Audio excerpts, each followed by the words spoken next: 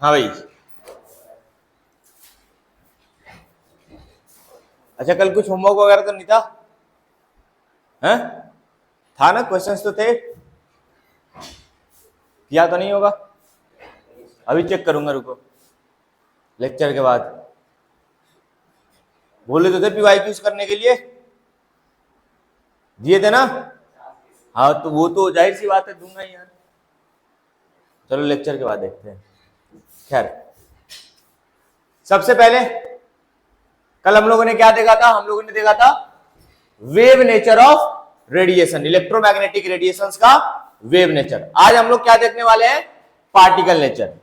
Wave nature में सबसे पहले हम लोगों ने क्या क्या देखा कि जो कैसे वेव नेचर शो करता है, वेव नेचर कैसे, इलेक्ट्रोमैग्नेटिक रेडिएशंस का वेव नेचर कैसे शो करता है। कौन कौन से ऐसे प्रोसेसेस है जो wave nature of radiation show करता है? रिफ्रैक्शन,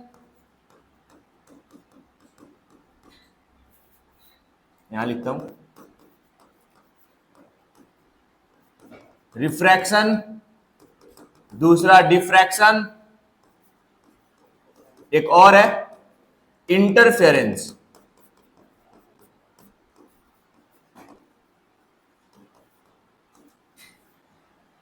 ये दो तीन ऐसे प्रोसेसेस हैं, ये दो तीन ऐसे चीजें हैं जो कि क्या एक्सप्लेन करते हैं इलेक्ट्रोमैग्नेटिक रेडिएशंस के वेव नेचर को। Explains wave nature of electromagnetic radiations. ठीक है, explains wave nature of electromagnetic radiation. तो आज हम लोग स्टार्ट करने वाले क्या है कि वैसी थ्योरी जो वेव नेचर को एक्सप्लेन नहीं कर पाती हैं, और दैट्स वाई उनके लिए क्या यूज पड़ता है हमारा? Particle nature of radiation. तो पहले क्या है? ब्लैक बॉडी रेडिएशन, और दूसरा है फोटो इलेक्ट्रिक इफेक्ट। ये दो ऐसी थ्योरीज हैं जिसमें हमें इलेक्ट्रोमैग्नेटिक रेडिएशंस के कौन से नेचर पे चर्चा करना पड़ता है? Particle nature. तो सबसे पहले आइए देखते हैं कौन सा? Black body radiation. अब ब्लैक बॉडी रेडिएशन क्या है? Body, the black body which emits or absorbs radiation कह लो या लाइट कह लो,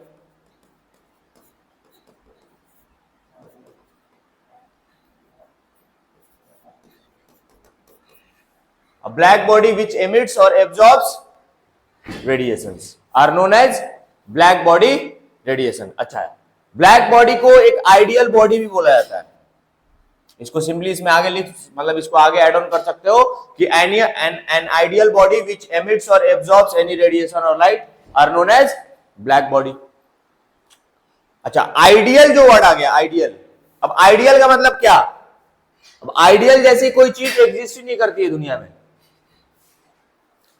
आइडियल जैसे आइडियल गैस होता था ना, आइडियल गैस एग्जिस्ट नहीं करता है, वैसे ही आइडियल बॉडी भी एग्जिस्ट नहीं करती है कभी दुनिया में। आइडियल चीजें ही, जैसे सुना हुआ ना राजा हरिश्चंद्र का नाम सुना आप लोगों ने? क्यों फेमस थे? सच बोलने को लेके। क्यों फेमस थे? मतलब जब बोलते थे, जब भी मुंह खोलेंगे सच ही बोलेंगे, झूठ नहीं बोलेंगे। वो बात अलग है कि भाई अगर राजा हरिश्चंद्र आज की दुनिया में पैदा हुए होते तो उनको पता चल जा फिर, है ना? मतलब आजकल तो सच भी फिल्टर करके बोलना पड़ता है थोड़ा, है ना? ये उसी पे बेस्ड है। अब देखिए, आइडियल बॉडी कोई एग्जिस्ट नहीं करती, तो ये आइडियल बॉडी एग्जिस्ट नहीं करती। सर ये ब्लैक बॉडी क्या है? समझो, एक ब्लैक बॉडी वो बॉडी होता है जो सारे लाइट या रेडिएशंस को क्या कर लेते हैं? एब्जॉर्ब कर लेता है। अगर एब्जॉर्ब करेगा तो पूरा का पूरा लाइट एब्जॉर्ब भी करेगा, और एमिट करेगा तो सिर्फ और सिर्फ क्या करेगा? एमिट ही करेगा। समझ में आया? 100% एब्जॉर्प्शन या तो 100% एमिशन। उस टाइप के बॉडी को क्या कहते हैं? Black body. आप लोगों ने ब्लैक होल का नाम सुना होगा, सुना है ना? स्टीफन हॉकिंग जो इन पे रिसर्च किया था बहुत ज्यादा, है ना? सुना है साइंटिस्ट लोगों का नाम और ब्लैक होल्स का नाम। ब्लैक होल क्या है इसको थोड़ा समझो, और ये ब्लैक बॉडी का उसका एग्जांपल है। Black body radiation black hole के थ्रू अगर समझे तो हम लोग, ब्लैक होल कैसे बनता है समझो। मान लो जैसे सूर्य है, सूर्य के पास हाइड्रोजन है। अब समय के साथ में ये मतलब 10,000 साल बाद, 20,000 साल बाद, ये जो हाइड्रोजन गैस जो भरा हुआ है शुरू में वो खत्म हो जा रहा है सन में, लेट सपोज मान लो खत्म हो रहा है, धीरे धीरे खत्म हो जाएगा। अब ये खत्म हो गए, जो इसका पूरा मास है ना, ये जो पूरा सन का मास है वो एक स्मॉल जगह पे पूरा सेंटर पे कंसंट्रेटेड हो जाएगा। सेंटर पे क्या हो जाएगा, और ये व्हाइट स्टार में बदल जाता है। समझ में, स्टार का फॉर्मेशन ऐसे ही होता है। सन का जब हाइड्रोजन गैस समय के साथ खत्म हो जाएगा, हाइड्रोजन जो फ्यूल है सन का वो खत्म हो जाएगा, तो धीरे धीरे वो किस में कन्वर्ट हो जाएगा, व्हाइट स्टार में। और वो व्हाइट स्टार क्या होता है, उसकी रेडिएशन जो उसका जो पावर होता है, एब्जॉर्प्शन पावर बहुत ही हाई होता है, बहुत ही हाई। क्यों? क्योंकि उसका जो पूरा का पूरा पावर है वो कहां एब्जॉर्ब रहता है, सेंटर पे। उसका ग्रेविटेशन इतना हाई हो जाता है कि अगर उसके आसपास भी कोई चीज आती है वो उसको क्या कर लेता है, अपने अंदर खींच लेता है, एब्जॉर्ब कर लेता है। मतलब मान लो कि अगर ब्लैक बॉडी में से, या फिर ऐसे मान लो जो ब्लैक होल है, ब्लैक होल में से तुमने कुछ इतना सा पार्टिकल निकाला, इतना सा, बस इतना सा, ये नहीं भी तुमको, ये 100 ग्राम का पार्टिकल नहीं होगा, ये कितने हजार किलोग्राम का पार्टिकल होगा। मतलब 10,000, 20,000, 1,00,000 किलोग्राम, बस इतना सा मास तुमको दिख रहा होगा, इतना साइज में। लेकिन इसमें कितने मास होगा, कम से कम 10,000, 20,000, 40,000 किलोग्राम कंसंट्रेटेड। क्यों? क्योंकि उस बॉडी का पूरा मास कहां कंसंट्रेटेड हो गया, सेंटर पे। समझ में आ रहा है? So this is also example of what, black body radiation. Clear है? Write it down.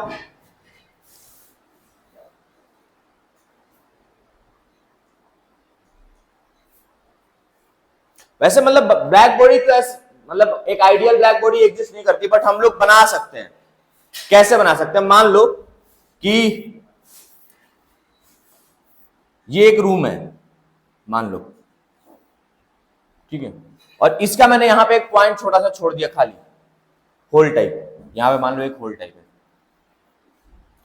इससे ना लाइट इंटर कर रही है। मान लो इस होल से क्या इंटर कर रही है, लाइट इंटर कर रही है।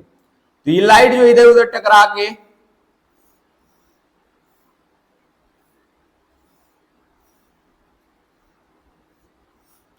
इस होल में ही रह जाएगी, इस पूरे के पूरे, लेट्स सपोज जो बॉक्स है ये बॉक्स में ही रह जाएगी, इससे बाहर नहीं जा पाएगा।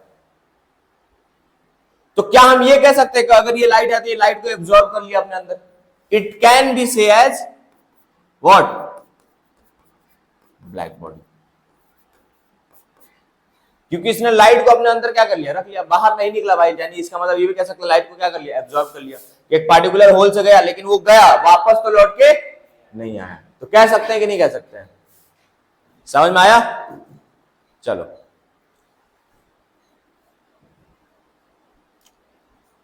ठीक है। अब ब्लैक बॉडी रेडिएशन को समझने के लिए एक ग्राफ है, ठीक है। मतलब ऐसा उतना तो ज्यादा काम नहीं आएगा आप लोगों का, बट हाँ ये है कि अगर थोड़ा देख लेते हैं कि किस चीज से रिलेटेड ये है और क्या शो करने की कोशिश करता है, ठीक है। तो जो हमारा ग्राफ आने वाला है वो आएगा वेवलेंथ और फ्रीक्वेंसी। वेवलेंथ और फ्रीक्वेंसी। फ्रीक्वेंसी इज डायरेक्टली, मतलब डायरेक्टली प्रोपोर्शनल टू, यहां पे बहुत लोग तुमको बहुत सारे जगह इंटेंसिटी ऑफ लाइट भी दिखेगा। इंटेंसिटी समझते हो? इंटेंसिटी क्या होता है? चमकना। लाइट की इंटेंसिटी कितनी है, कितना ज्यादा चमक रहा है वो। तो कुछ इस तरीके का आएगा। देखो दो ग्राफ बना रहा हूं यहां पे, पहले तो ऐसे मान लो, ऐसे मान लो, ये मान लो T2 टेम्परेचर है, ये मान लो T1 टेम्परेचर, और आप मान लो कि T2 ग्रेटर देन क्या है, T1 है। तो आपको क्या दिख रहा है इस ग्राफ से, क्या समझ में आ रहा है? जरा देखो, समय के साथ वेवलेंथ बढ़ रहा है और क्या बढ़ रही है, लाइट की इंटेंसिटी भी क्या बढ़ रही है। तो अगर इंटेंसिटी बढ़ रही है तो एक टाइम पे क्या हो गई, हाईएस्ट हो गई, और फिर टाइम के साथ नीचे आ गई। सेम चीज है, यानी कि अगर टेम्परेचर बढ़ा रहे हैं तो इंटेंसिटी भी क्या हो रही है, बढ़ रही है। टेम्परेचर बढ़ा रहे हैं तो क्या हो रही है, इंटेंसिटी भी। जो अभी हम लोग जो दूसरा हम लोग थ्योरी पढ़ने वाले हैं, फोटो इलेक्ट्रिक इफेक्ट, उसमें देखेंगे ढंग से, ठीक है, कैसे क्या रिलेशन है। लिख लीजिए इस ग्राफ को बस एज इट इज।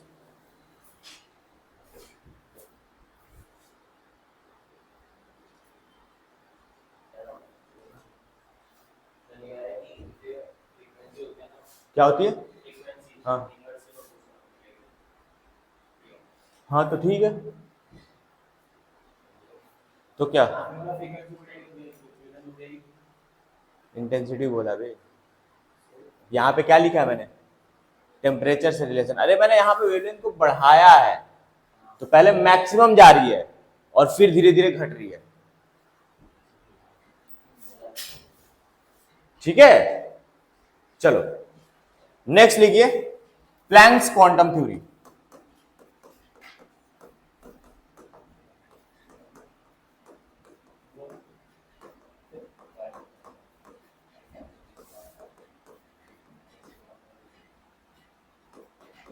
अब देखो, ये जो हमारे प्लैंक भैया थे बहुत बढ़िया आदमी थे, इन्होंने चीजों को बहुत अच्छे से समझाया।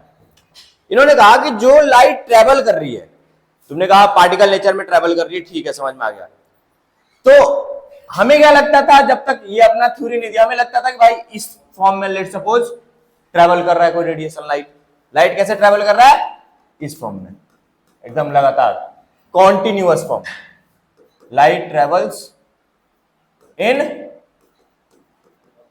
Continuous form. बट ये क्या था? गलत था। गलत क्यों था? कि जब प्लैंक ने अपनी डिस्कवरी की तो उन्होंने कहा कि जो लाइट है ना, वो कंटिन्यूअस नहीं, डिसकंटिन्यूअस मैनर में ट्रेवल करती है।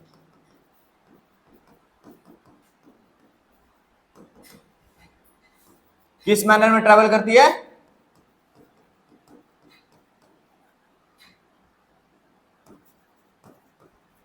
डिसकंटिन्यूअस फॉर्म में। ये जो डिसकंटिन्यूअस फॉर्म है, ये कुछ और नहीं बल्कि क्या है? फोटॉन्स, छोटे छोटे एनर्जी के पैकेट्स, जिसको हम लोग क्या कहते हैं? क्वांटा भी कहते हैं। फोटॉन्स कह लो या क्वांटा कह लो, स्मॉल एनर्जी पैकेट्स। समझ में आ रहा है? अब इन्होंने क्या कहा था, इनका एक्सप्लेनेशन क्या था, वो लिख लीजिए एक बार सिंपल भाषा में, कि एनर्जी इज एब्जॉर्ब्ड और एमिटेड। मैटर नहीं करता कि एब्जॉर्ब हो रहा है या एमिट हो रहा है। एनर्जी एब्जॉर्ब और एमिटेड, इट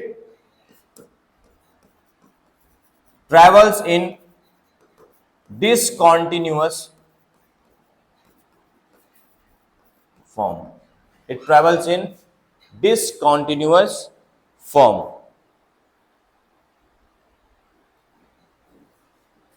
ठीक है, travels in discontinuous form. Bracket में लिख लेना, in the form of small pockets of energy, in the form of small pockets of energy, which is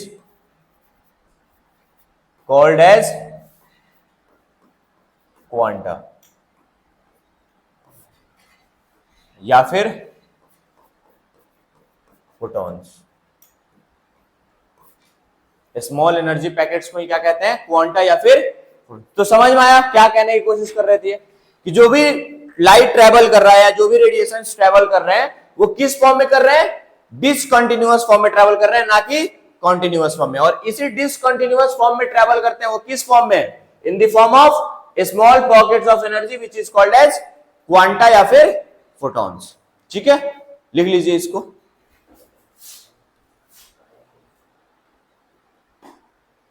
अब क्या बात आई? अब बात आई ये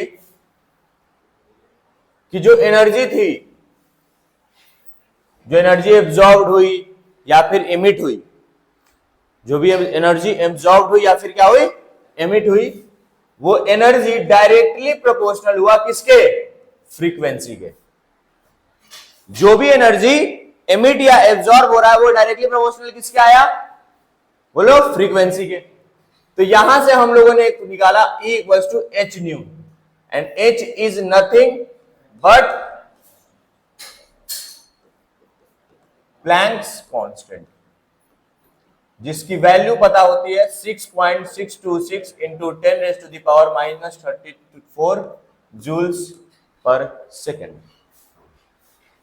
ठीक है, ये वैल्यूज चेंज भी होते रहती है, तो ऐसा ध्यान रखिएगा, अदरवाइज ये तो क्वेश्चंस में गिवन रहता है, बट फिर भी। ठीक है, अच्छा ये क्या है E equal to H nu? अब क्या है, समझना बात को, कॉन्सेप्ट को समझना है। यहां से E equal to H nu हुआ क्या, ये क्या आया सर, ये एनर्जी किसका आया? क्या मैं ये कह सकता हूं कि ये कुछ नहीं बल्कि एनर्जी ऑफ वन फोटोन है? अरे हाँ कि ना, ये क्या है, एनर्जी ऑफ, हाँ कि ना? तो इन्होंने एक और भी बोला कि मान लो जो एनर्जी हम लोग दे रहे हैं या जो भी एनर्जी इमीडिएट एब्जॉर्ब हो रही है वो किस फॉर्म में होगा, इंटीग्रल मल्टीपल के फॉर्म में ही होगा। इंटीग्रल मल्टीपल मतलब क्या, एच न्यू के फॉर्म में। तो लेट सपोज अगर टोटल नंबर ऑफ एनर्जी अगर मान लो निकालने को पूछ दिया, टोटल नंबर ऑफ फोटॉन्स पूछ दिया, तो क्या निकल हो जाएगा यहां पे, E equal to N h nu. इसको याद रखिएगा। ये क्या है सर, ये है एनर्जी ऑफ एन फोटॉन्स। अरे हाँ कि ना, एनर्जी ऑफ एन फोटॉन्स, ये क्या, एनर्जी ऑफ वन फोटोन। मतलब लेट सपोज मान लो, अब एक फोटोन की एनर्जी कितनी भी हो सकती है, अरे हाँ कि ना, 1 electron volt, 10 electron volt, 5 electron volt, 3 electron, कुछ भी। अच्छा ये ध्यान रखना कि जो फोटॉन्स की एनर्जी होती है वो किस में दर्शाते हैं हम लोग, ईवी में, इलेक्ट्रॉन वोल्ट। इस पे भी चर्चा करेंगे अभी हम लोग, आया कैसे ये इलेक्ट्रॉन वोल्ट, क्या इस पे भी चर्चा करेंगे अभी डीप में, तो देखेंगे, पहले इसको समझो पहले। तो मतलब कि मान लो कि अगर एक फोटोन का जो एनर्जी है वो है 3h न्यू या मान लो 4h न्यू, ठीक है, एक फोटोन की एनर्जी कितनी है, 4h न्यू, और मेरे पॉकेट में मान लो मैंने अपने पॉकेट में 5 फोटोन रखे हैं। कितने फोटोन रखे हैं, तो अगर मेरे से कोई फोटोन मांगता है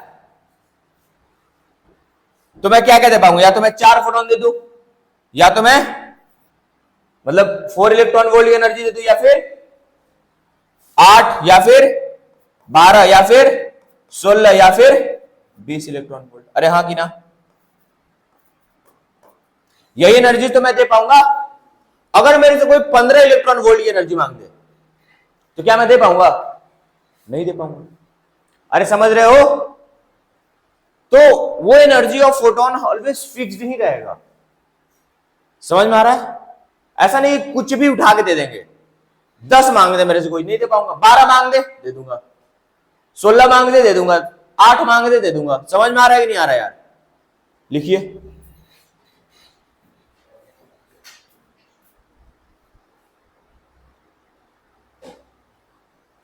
तुरंत तुरंत एकदम। चलो now let's do some questions.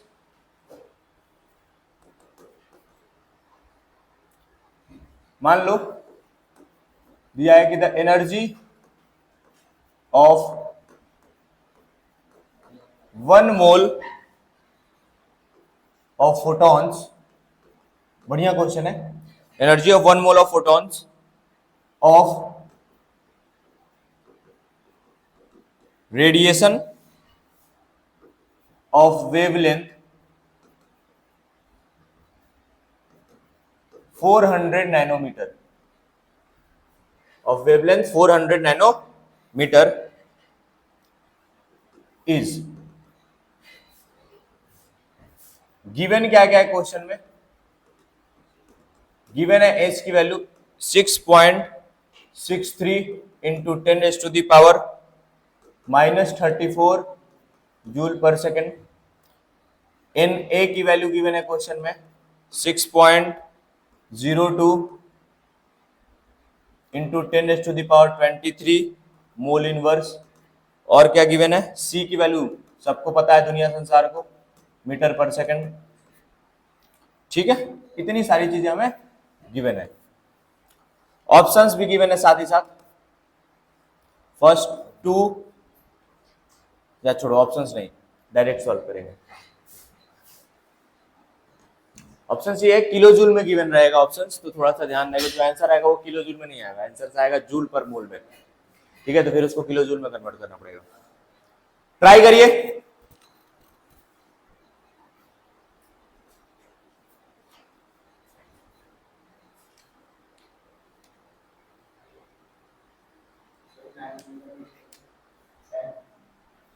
Nanometre में कैसे होता है? 9 होता है। देखो बहुत इजी क्वेश्चन है। सबसे पहले देख लो क्या क्या गिवन है। वह कह रहा है कि the energy of 1 mole of photon of radiation of wavelength इतना। तो 1 मोल फोटोन में 1 मोल फोटोन में कितना फोटोन होगा बताना? 6.022 इंटू 10⁻23 फोटॉन्स। अरे हाँ कि ना, 1 मोल में इतना ही फोटोन होगा। अब क्या कह रहा है? वेवलेंथ गिवन है, लैम्डा गिवन है, कितना? 400 नैनोमीटर। यानी कि क्या, इसको ऐसे लिख सकते हैं 400 इंटू 10⁻⁻9 मीटर। अरे हाँ कि ना, पूछी क्या है? एनर्जी। तो N H C by lambda. अरे भाई ये आएगा ना, एन एच न्यू है ना, यही तो है। न्यू क्या होता है? Frequency, c by lambda. तो डायरेक्टली पुट करो ना।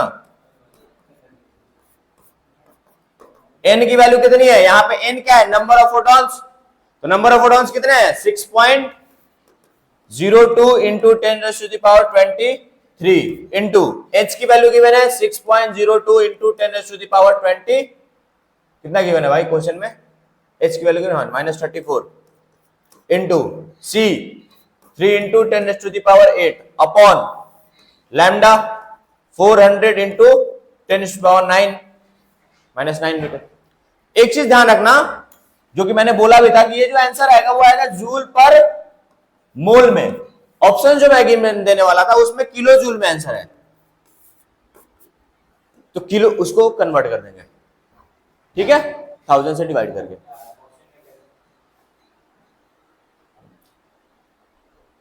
नहीं आएगा, वैल्यू चेंज है, मैंने वैल्यू चेंज कर दी।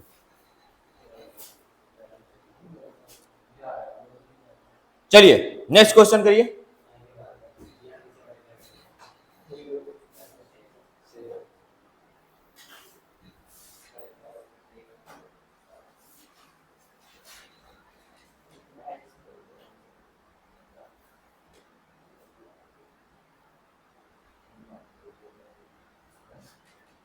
बातचीत नहीं, नेक्स्ट क्वेश्चन करते हैं हम लोग।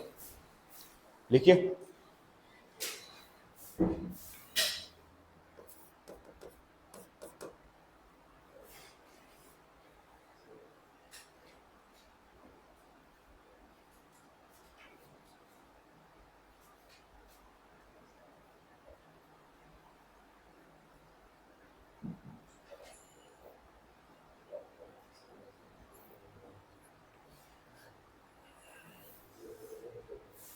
Calculate number of photons emitted by 100-watt bulb if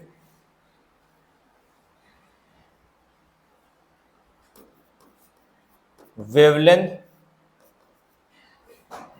of wave emitted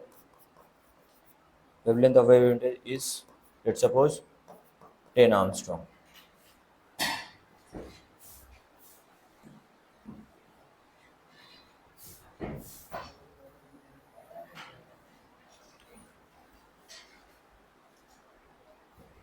try करिए, पॉज करके करो, ट्राई करो।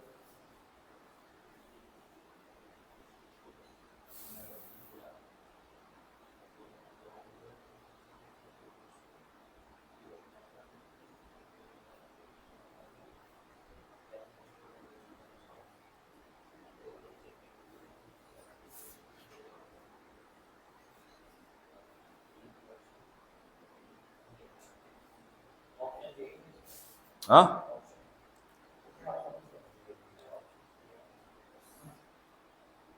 सॉल्व करो ऐसे ही।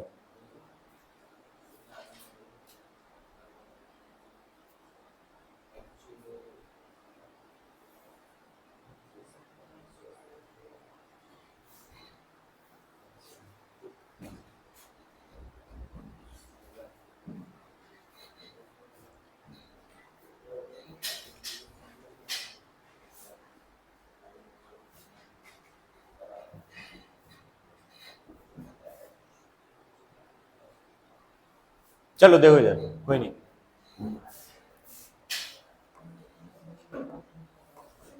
क्वेश्चंस कर रहा है calculate the number of photons emitted by 100 watt bulb. ठीक है भाई, यानी पावर ऑफ बल्ब कितना है 100 वॉट। इस 100 वॉट को मैं क्या लिख सकता हूं 100 जूल पर सेकेंड। क्या लिख सकता हूं, यानी कि वो जो बल्ब है वो 100 जूल की एनर्जी प्रोड्यूस कर रहा है 1 सेकेंड में। वो बल्ब कितने जूल की एनर्जी प्रोड्यूस कर रहा है 100 जूल की, कितने देर में 1 सेकेंड में। कह रहा है वेवलेंथ दे रखा है लैम्डा 10 आर्मस्ट्रॉन्ग, यानी कि 10 इंटू 10⁻⁻10 मीटर। बात खत्म, फॉर्मूला लगाओ, question solve. E equals to NHC by lambda. देखो इधर एनर्जी पता चल गया 100 जूल, N निकालना है, H पता है, C पता है, लैम्डा पता है, निकल नहीं जाएगा क्या यार। अरे बोलो, बहुत बेसिक क्वेश्चन है। चलिए एक करते हैं, एक बढ़िया क्वेश्चन करते हैं।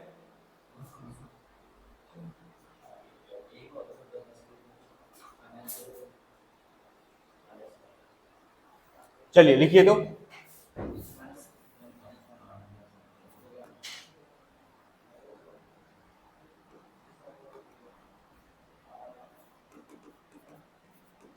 an eye absorbs light of 5000 Armstrong and emits with 3000 Armstrong. If 60% energy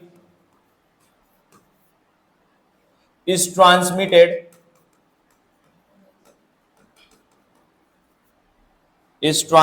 back,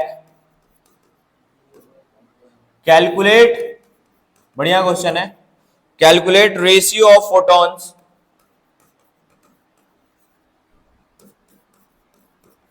photons absorbed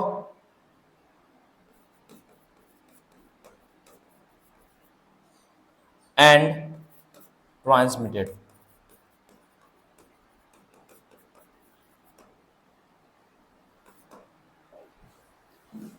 करिए,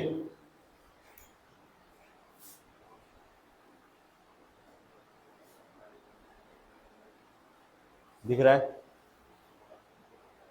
अब दिख जाएगा।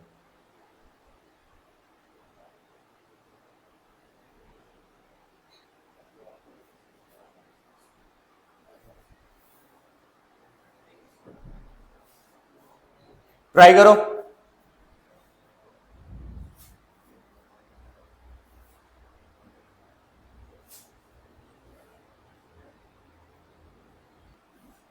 टाइमर होने वाला है आधा घंटा।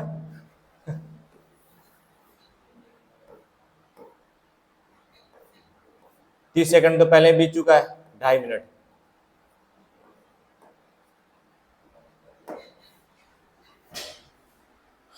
करिए,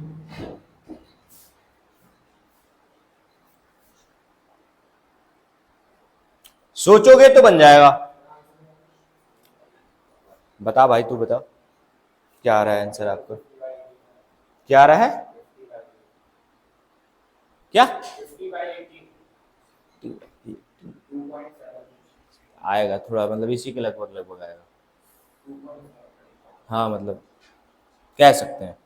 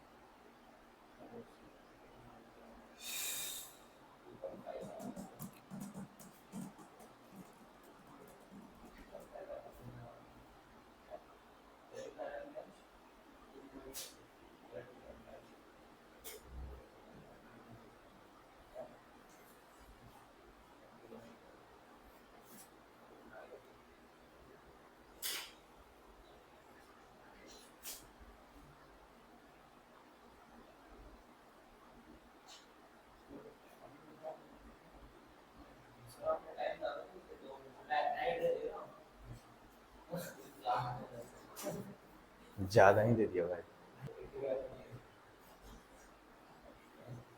घंटा में दे दिया था।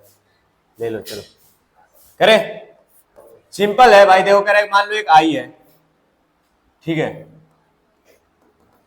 अब ये क्या कर रहा है कि लाइट को कितना एब्जॉर्ब कर रहा है, 5000 आर्मस्ट्रॉन्ग का लाइट,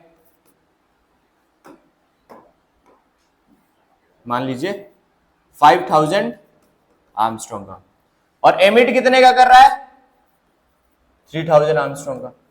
जिनसे नहीं बना देखें वो बोर्ड पे। कह रहा है calculate the ratio of photons absorb और ट्रांसमिटेड। तो सबसे पहले तो एब्जॉर्ब एनर्जी क्या आ जाएगा, एनर्जी एब्जॉर्ब वो आ जाएगा N1 HC बाई H और C तो कांस्टेंट ही रहेगा, अपॉन कितना आ जाएगा, लैम्डा 1 कितना है 5000। अरे हाँ कि ना, एनर्जी ट्रांसमिटेड कितना आ जाएगा N2 H और C कांस्टेंट रहेगा, और लैम्डा 2 कितना है, ये एमस्ट्रॉन्ग को एमस्ट्रॉन्ग। देखो कभी भी रेशियो का क्वेश्चन पूछे ना तुमसे, जहां पे पूछ दे रेशियो निकालो, डिवाइड करना हो, तो जाहिर सी बात है रेशियो डिवाइड करना, वहां पे ना यूनिट्स का कन्वर्जन मत किया करो, लास्ट में करना, क्योंकि जाहिर सी बात है रेशियो कट ही जाएगा लास्ट में, ठीक है। और कॉम्प्लेक्स बनाने की कोई ज्यादा जरूरत नहीं है कैलकुलेशंस को। अब यहां पे कैच लाइन है क्या कि 60% एनर्जी इज ट्रांसमिटेड बैक, यानी कि जो ये ट्रांसमिटेड है वो कितना परसेंट होगा, 60% ऑफ एब्जॉर्ब होगा। अरे हाँ कि ना, ये ट्रांसमिटेड एनर्जी होगा कितना होगा, 60% किसका, एब्जॉर्ब का। तो 60% निकाल लीजिए एब्जॉर्ब, एब्जॉर्ब कितना है भाई, इंटू N1 HC बाई 5000, बोलो। तो यहां पर ratio, calculate ratio of photons, number of photons का रेशियो पूछा है, N1 अपॉन N2 या फिर N2 अपॉन N1 निकाल लो, बात खत्म। इन दोनों को कंपेयर करके क्या आ जाएगा जरा देखो यहां से, N2 अपॉन N1 कितना आ जाएगा भाई, 5000 अपॉन, बोल नहीं रहा है सब यार, 5000 अपॉन में 3000 इंटू 60, यही आएगा। सॉल्व कर लेना इसको, बात खत्म। 60 इसको यहां पे, इसको तोड़ दो, यहां पे 100 कर दो, तो डायरेक्ट लिख दो 0.6, क्लियर है, सॉल्व कर लेना, आंसर आ जाएगा। ओके डन है, आगे बढ़े चलो।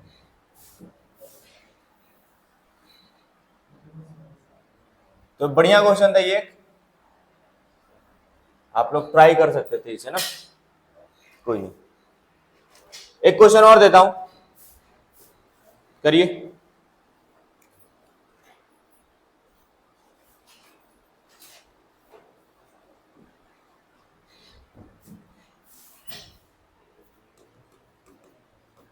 A 25 watt bulb emits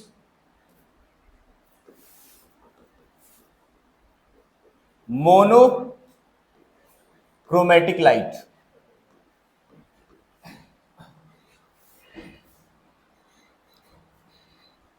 of wavelength 0.57 micrometer. Calculate the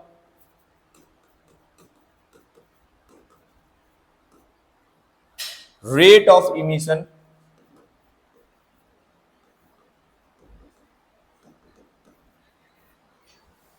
of quanta पर सेकेंड।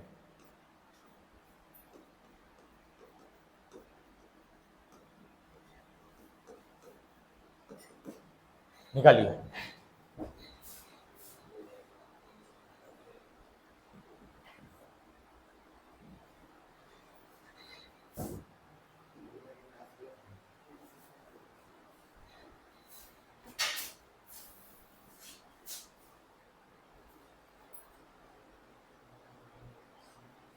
बताओ भाई, आसान है यार,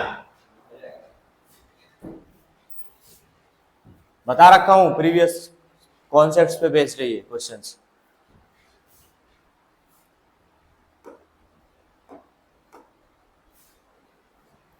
आया आंसर किसी का?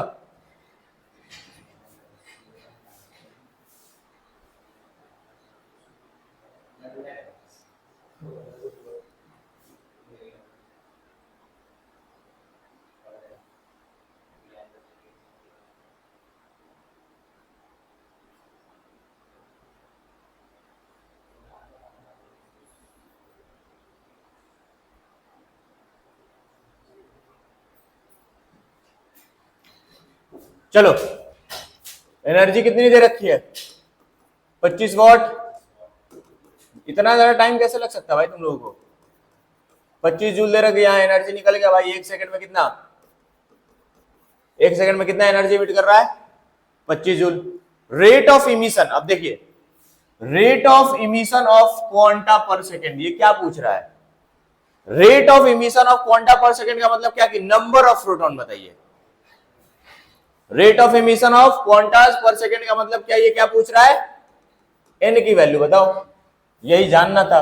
लैम्डा आपको दे रखा है 0.57 माइक्रोमीटर। अब इसको कन्वर्ट कर दो भाई, 57 इंटू 10⁻⁻6 हो जाएगा।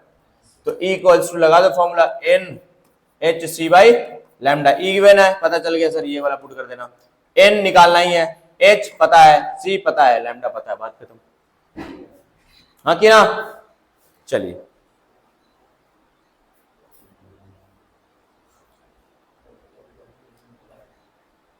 ठीक है।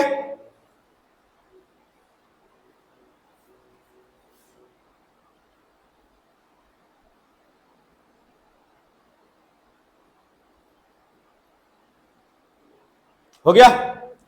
चलिए बढ़ते हैं अगले कॉन्सेप्ट पे, अगले थ्योरी पे, जिसका नाम है फोटो इलेक्ट्रिक इफेक्ट।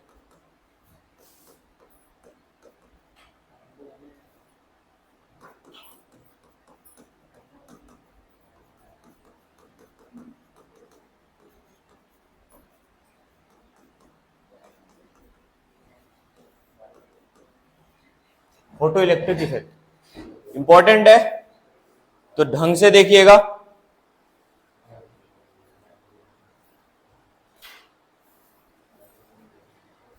ठीक है, समझते हैं इसको कैसे। सबसे पहले, it explains the particle nature of radiations या फिर light. It explains the particle nature of light. अब ये क्या कहता है? सिंपल सा इसका फंडा है, समझेंगे एक एक्सपेरिमेंट के थ्रू।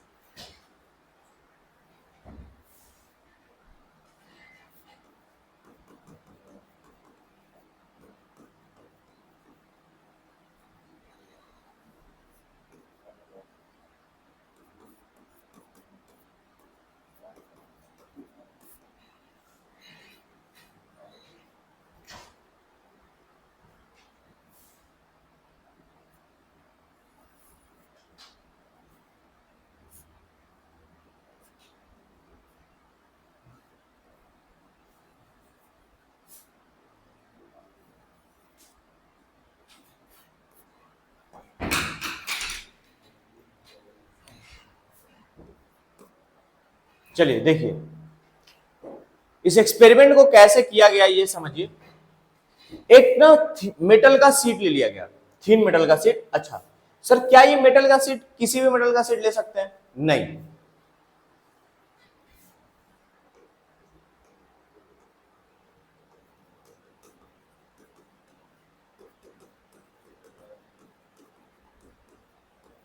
सीट वही लेंगे मेटल का, उसी मेटल का जिस मेटल की आयोनाइजेशन एनर्जी क्या होगी, कम होगी। ये ध्यान रखना है। जैसे रुबिडियम, सीजियम, पोटेशियम, ये एग्जांपल्स के लिए लिखते हो, पोटेशियम, सीजियम, रुबिडियम, etc। चलिए देखिए अब समझते हैं इस थ्योरी को पूरा अच्छे से। एक ना लाइट का सोर्स ले लिया हमने, क्या ले लिया, लाइट का सोर्स, जहां से लाइट क्या हो रही है, निकल रही है, कुछ भी हो सकता है वो सोर्स। उस लाइट के सोर्स को किस पे रखा गया, एक मेटल के सीट पे। किस पे टकराया गया, मेटल के सीट पे। अब मेटल्स में क्या होते हैं, फ्री इलेक्ट्रॉन, मतलब फ्री मतलब रहते हैं ना इलेक्ट्रॉन्स, रहते हैं इलेक्ट्रॉन्स बिछे हुए हैं ऐसे मेटल्स के। अब ये सोर्स जो है लाइट सोर्स, जो ये लाइट दे रहा है, एक पार्टिकुलर फ्रीक्वेंसी का लाइट आ रहा होगा इस पे, अरे हाँ कि ना, एक पार्टिकुलर फ्रीक्वेंसी का लाइट आ रहा होगा। जैसे ये लाइट इस मेटल के सीट पे पड़ेगा, इस मेटल के इलेक्ट्रॉन रिलीज होंगे। क्यों सर? क्योंकि ये अपने साथ क्या लेके आ रहा है, फोटॉन्स। क्या लेके आ रहा है, जिसके पास क्या होती है, एनर्जी। लाइट का सोर्स क्या लेके आ रहा है,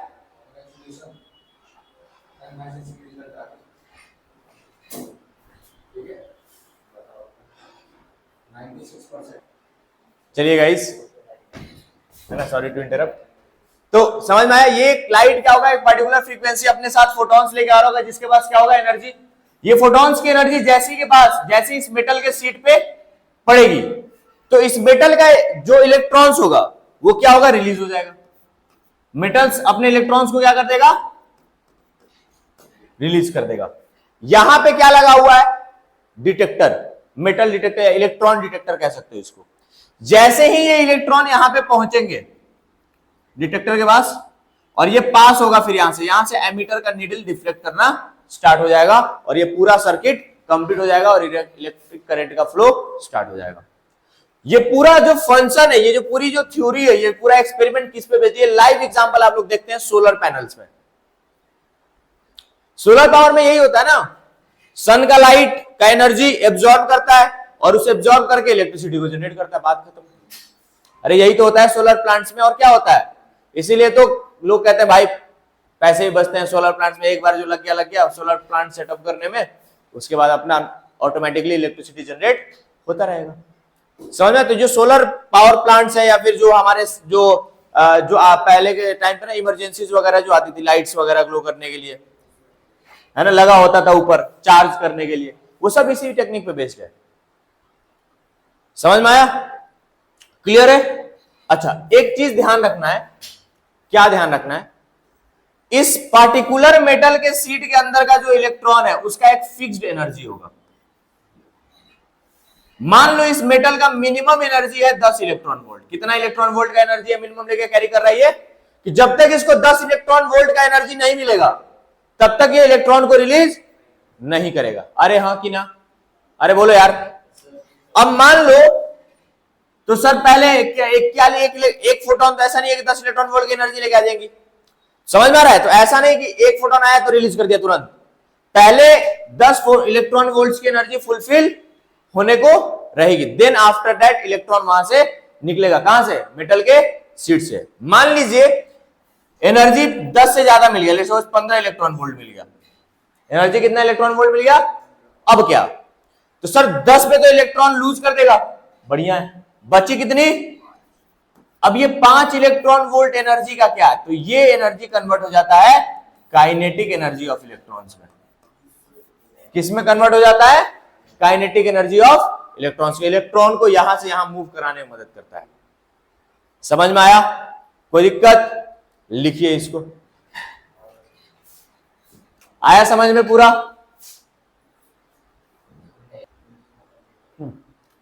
अब इसमें नेक्स्ट चीज जो ध्यान रखने वाली बात है, जैसे ये तो क्लियर हो गया कि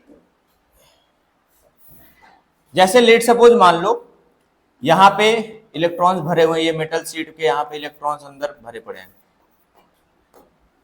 यहां पे फोटॉन्स आया टकराया, तो जिस टाइम पे फोटोन आता है मतलब वो वेट नहीं करता है, मान लो कि एक मेटल का शीट का जो मिनिमम एनर्जी होगा वो रिक्वायरमेंट फिल हो गया, उसी वक्त इलेक्ट्रॉन जो है इमिट हो जाएगा। इस एब्जॉर्प्शन और मतलब जो इमिशन ऑफ इलेक्ट्रॉन है उसमें टाइम नहीं लगता है। अरे क्लियर है कि नहीं? ठीक है, तो ये चीज भी एक ध्यान रखना। दूसरा चीज यहां पे आता है, जैसे मान लो कि 10 इलेक्ट्रॉन वोल्ट किसी मेटल की, कोई भी मेटल है उसकी मिनिमम फ्रीक्वेंसी या एनर्जी कितनी है? 10 इलेक्ट्रॉन वोल्ट। तो ये 10 इलेक्ट्रॉन वोल्ट किसको दर्शाता है? It's a minimum energy, it's a minimum energy required to remove an electron from metal sheet, from metal sheet, and this energy is known as threshold energy.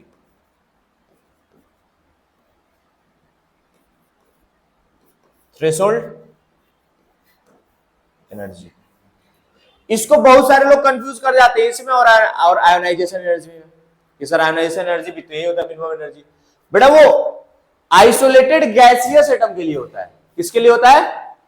Isolated, कि energy required to remove an electron from isolated gaseous atom, right. ये कैसा है? Minimum energy required to remove an electron from metal sheet. कोई gaseous atom नहीं है यहां पे, ये क्या है? पूरा का पूरा मेटल का शीट है। तो मिनिमम एनर्जी जो रिक्वायर होती है किसी भी इलेक्ट्रॉन को मेटल शीट से बाहर निकालने के लिए, उस मिनिमम एनर्जी को क्या कहते हैं हम लोग? Threshold energy. तो जो ई हमारा नॉर्मल क्या फॉर्मूला होता है? E equals to H nu. जो थ्रेशोल्ड एनर्जी आएगा वो क्या आएगा? E naught. E naught equals to H nu naught, और ये एच न्यू नॉट क्या है सर? Threshold frequency. अरे उसके करस्पॉन्डिंग मिलेंगे ना, अगर ई को क्या ले रहे हैं? थ्रेशोल्ड एनर्जी, तो उसकी फ्रीक्वेंसी को क्या लेंगे? Threshold frequency.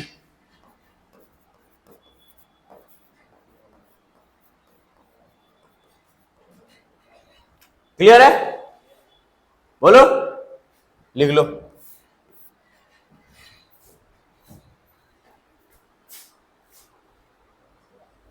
अब देखते हैं इसमें ऑब्जर्वेशंस। ऑब्जर्वेशंस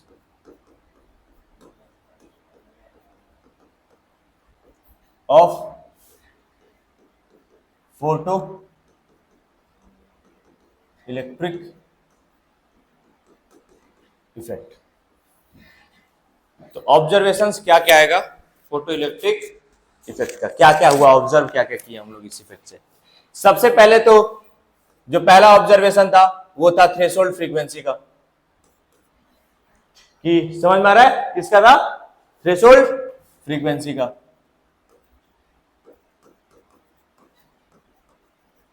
कि the minimum frequency to remove an electron. तो ध्यान रखना, एनर्जी के लिए भी क्या वर्ड यूज करते हैं? मिनिमम एनर्जी, ठीक है, to remove an electron. Frequency के लिए भी क्या यूज करेंगे? Minimum frequency to remove an electron. But अगर वेवलेंथ का बात करें तो वेवलेंथ के लिए मिनिमम ना यूज करके क्या यूज करेंगे? Maximum wavelength. क्यों? क्या होता है? E equals to H C upon lambda. Wavelength inversely proportional होता है ना, तो मिनिमम की जगह क्या आ जाएगा वेवलेंथ में? The maximum wavelength. देखो यहां पे definition, maximum wavelength required to release an electron from metal sheet. Frequency और एनर्जी के लिए वर्ड क्या यूज करेंगे? मिनिमम। क्लियर है?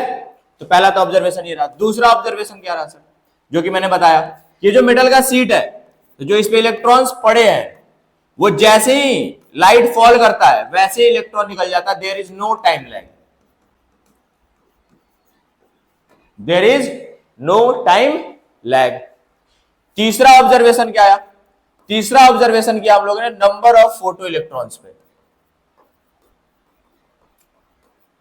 अच्छा सर ये फोटो इलेक्ट्रॉन्स क्या होता है? आपने तो फोटोन बोला था, फोटो इलेक्ट्रॉन देखिए, ये जो इलेक्ट्रॉन रिमूव हो रहा है ना, ये जो इलेक्ट्रॉन मेटल शीट से रिमूव हो रहा है मिनिमम एनर्जी पे, वही जो इलेक्ट्रॉन रिमूव हो रहा है उसी इलेक्ट्रॉन को क्या कहते हैं हम लोग? Photo electron. ठीक है, the remove electron the electron which remove from metal surface, वैसे कहते हैं फोटो इलेक्ट्रॉन। चलिए आइए देखिए इसमें, तो नंबर ऑफ फोटो इलेक्ट्रॉन्स का जब हमने ऑब्जर्वेशन किया तो क्या देखा कि जो नंबर ऑफ फोटो इलेक्ट्रॉन्स है वो डायरेक्टली प्रोपोर्शनल है किसके, इंटेंसिटी के, किसके, ऑफ लाइट के। बहुत इंपॉर्टेंट चीज है, मतलब अगर लाइट्स का इंटेंसिटी ज्यादा बढ़ाएंगे तो नंबर ऑफ फोटॉन्स भी ज्यादा रिलीज होंगे। हाँ कि ना यार, देखते हो गर्मियों के दिन में, मतलब जो जैसे ब्लैक शर्ट या कैसे कोई भी शर्ट पहनकर गर्मी में, तो ज्यादा गर्मी क्यों लगती है, नंबर ऑफ लाइट की इंटेंसिटी क्या हो जाती है, बढ़ जाती है, तो नंबर ऑफ फोटॉन्स हमारे बॉडी के ऊपर ज्यादा आता है, तो इसलिए गर्मी ज्यादा लगती है। वही ठंडे में भी सूरज रहता है, लेकिन क्या होता है, नंबर ऑफ फोटॉन्स कम आ रहे होते हैं। क्लियर है, चलिए तो और इसका एक ग्राफ देख लेते हैं, इंटेंसिटी और नंबर ऑफ फोटो इलेक्ट्रॉन्स का, वो इस तरीके का ग्राफ आएगा, इस तरीके का। अगर इंटेंसिटी बढ़ाओगे, ठीक है, देख लो, लिख लो, वही डायरेक्टली फ्रीक्वेंसी पे भी कर सकते हो, जैसे मैंने बोला ना डायरेक्टली प्रोपोर्शनल होता है, फ्रीक्वेंसी भी बना सकते हो यहां पे। मतलब अगर देखो इधर फ्रीक्वेंसी तो सेम है, नंबर ऑफ फोटो इलेक्ट्रॉन्स बढ़ जाएंगे।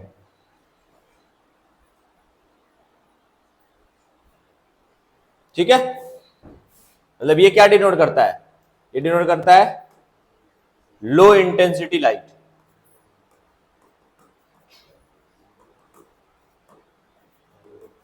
और ये डिनोट करता है हाई इंटेंसिटी लाइट। ठीक है, write it down fast.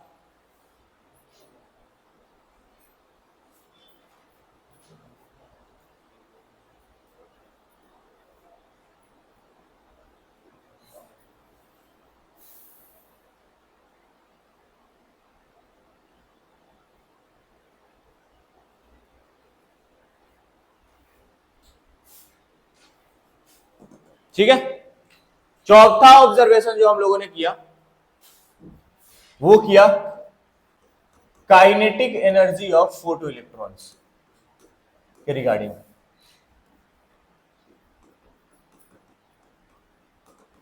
Kinetic energy of photo electrons, क्या देखा कि जो काइनेटिक एनर्जी है फोटो इलेक्ट्रॉन्स का वो डायरेक्टली प्रोपोर्शनल हुआ किसके, बताओ कोई बताना चाहेगा, क्या लगता है जो फोटो इलेक्ट्रॉन, जो इलेक्ट्रॉन्स रिमूव हो रहे हैं उनकी काइनेटिक एनर्जी किसके डायरेक्टली प्रोपोर्शनल होगा, इंटेंसिटी के डायरेक्टली प्रोपोर्शनल होगा।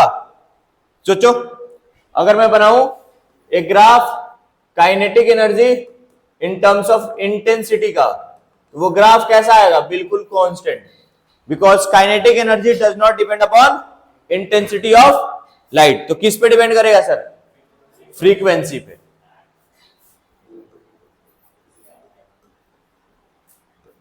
क्लियर है, कोई दिक्कत तो नहीं, लिख लीजिए, सिंपल सा आएगा इसका भी। अगर ग्राफ देखो काइनेटिक एनर्जी और फ्रीक्वेंसी का, तो म्यू का ग्राफ कुछ इस तरीके से आएगा, यहां पे ऐसे, ये जो पॉइंट है ना, ये क्या है, ये सर म्यू नॉट है, म्यू नॉट थ्रेशोल्ड फ्रीक्वेंसी।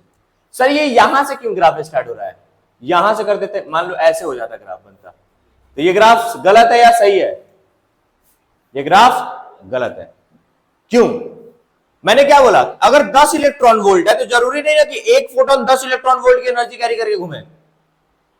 अरे हाँ कि ना, ऐसा तो नहीं है कि पहला फोटोन पड़ा, फ्रीक्वेंसी जो भी पहला फोटोन ने पड़ा और मेटल अपने इलेक्ट्रॉन्स को रिलीज करता है, ऐसा नहीं है, कुछ टाइम बाद रिलीज करता है, तो ये वही है, एनर्जी बढ़ने देता है, फ्रीक्वेंसी पहले बढ़ने देता है, तब जाके इलेक्ट्रॉन्स रिलीज होता है, और वही मिनिमम फ्रीक्वेंसी को क्या कहते हैं, थ्रेशोल्ड फ्रीक्वेंसी। क्लियर है, चलिए लिख लीजिए इसको।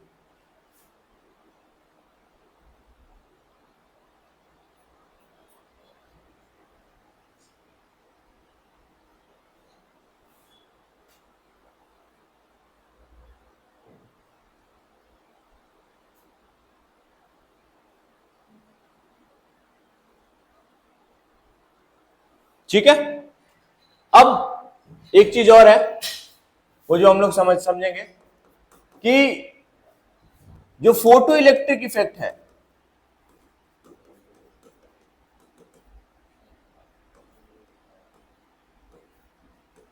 इसका जो एक्सप्लेनेशन है वो किसने दिया था ढंग से? तो फोटो इलेक्ट्रिक इफेक्ट का जो एक्सप्लेनेशन है वो दिए थे हमारे आइंस्टाइन।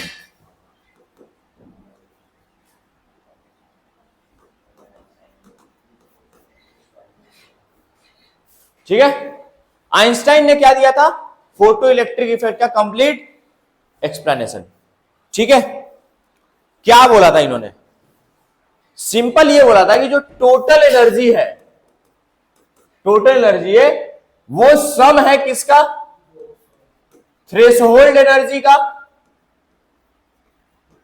और काइनेटिक एनर्जी का।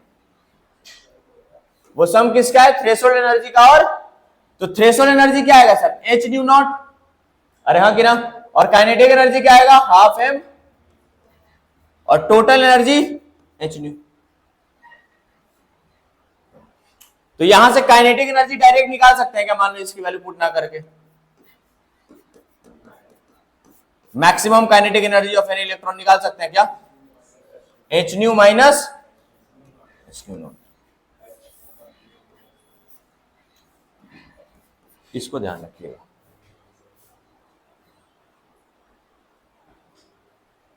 ठीक है, कहते हैं ना काइनेटिक एनर्जी ऑफ इलेक्ट्रॉन जो ट्रेवल करता है, अगर एक्स्ट्रा एनर्जी आ जाता है उसके पास, तो मेटल शीट के पास, तो काइनेटिक एनर्जी ऑफ इलेक्ट्रॉन में कन्वर्ट हो जाता है ना, तो वही है। ठीक है भाई, तो ये आपका पूरा कॉन्सेप्ट रहा किसका? फोटो इलेक्ट्रिक इफेक्ट का। फोटो इलेक्ट्रिक इफेक्ट का सारा कॉन्सेप्ट था कि भाई कैसे एक थीन मेटल शीट पे लाइट का सोर्स एक गिवन फ्रीक्वेंसी के फॉर्म में आया, एक पार्टिकुलर अपने साथ फोटॉन्स लेके, जिसका क्या होता है अपने आप में एनर्जी के पॉकेट्स होते हैं। तो वो जैसे ही मेटल शीट पे पड़ेगा, अच्छा मेटल्स कैसा रखना है? विथ लो आयोनाइजेशन एनर्जी, जैसे कि पोटेशियम, रुबेडियम और सीजियम। तो जब इस मेटल शीट पे अपना सोर्स का लाइट पड़ेगा गिवन फ्रीक्वेंसीज का, तो वो इलेक्ट्रॉन को क्या कर देगा? इजेक्ट कर देगा। अच्छा, इस मेटल शीट की एनर्जी क्या रहती है? एक फिक्स्ड रहती है।